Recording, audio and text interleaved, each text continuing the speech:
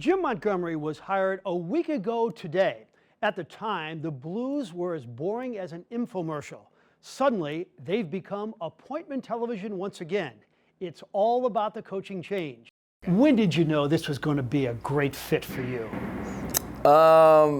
As soon as I heard, when I told my son that, we were going to go back to St. Louis and he was going to be able to go and hang out with all his friends that he already had here, from his days at St. Gerard.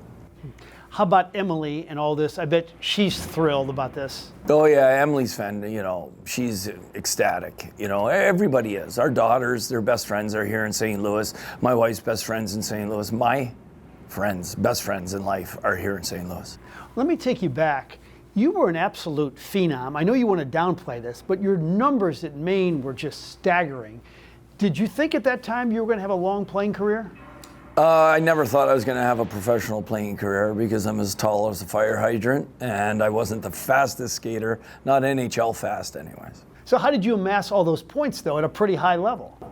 In college I played on great teams and I played with great players, Paul Correa, John Roy. Some of my teammates went on to play and have long, successful careers in the NHL. And I think at that level, my speed and my competitiveness and my brain was above the average player. And when did you know, I'm going to stay in this league, I'm going to stay in the league for a long time as a coach, or when did you have that in the back of your mind? I never had it in the back of my mind. I knew I wanted to coach. I didn't know if college would be the best avenue for me as a coach or the NHL. And, I went to college, had a lot of success, and then the NHL came calling, and I wanted that next test, to test yourself against the best in the world.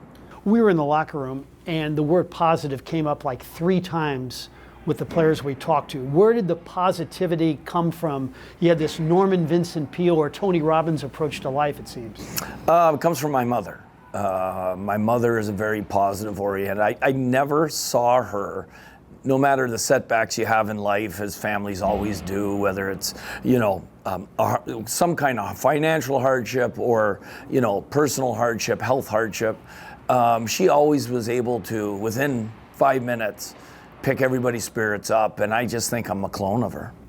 Give me an example of something that happened in your childhood that she just turned it like that. Well, I remember our first dog passing away, and everyone, being, and, when we came upstairs or came out of our bedrooms, she had sundaes ready, and, who wants cherries on their sundaes, who wants sprinkles on their sundaes, and I remember the song she played was Girls Just Want to Have Fun, and started dancing in the kitchen. That's the way she got people to get back on the right frame of mind.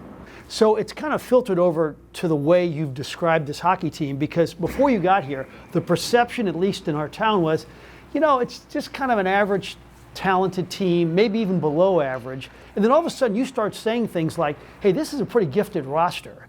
Take me through that a little bit. Yeah, well, in the first period when we were playing, I saw all the plays we were making. I saw the speed of which we were making these skill plays, and it wasn't one line, it was 4 lines. And the excitement that was on the bench, and then the speed that we have on the back end.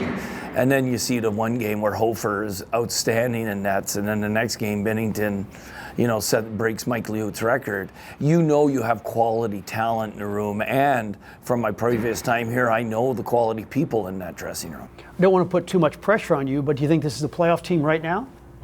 I think we have the potential to be a playoff team. We have a lot of work to do. We got to improve our checking skills and our angling, and we got to improve our willingness to go to hard areas offensively. But I think the will and the skill is here to be a playoff team. And how about this as a hockey town? Because if anybody knows about it, it's you as a player, as an assistant coach, and having your son play youth hockey here. Yeah, I think it's an outstanding hockey town. I mean, just over in the other rink is the alumni room, and I've been part of that, and it speaks volumes about how many people have stayed here because it's such a great city. And then, you just look at how many people are rallying around the Colin Brown family. It shows you how much hockey matters to St. Louis. At every job, we take experiences and we grow from it. What do you take from Boston? The great culture, and the leaders that were there and how much I learned from them, and just how the standard of excellence, you got to make sure you maintain that excellence. It made me a better coach. What's your dream for this organization for the next 10 years? Is to become an elite team that challenges to win the Stanley Cup year in and year out, have a culture that is respected and not only respected, but want to be copied in the league, and I want to win Stanley Cups.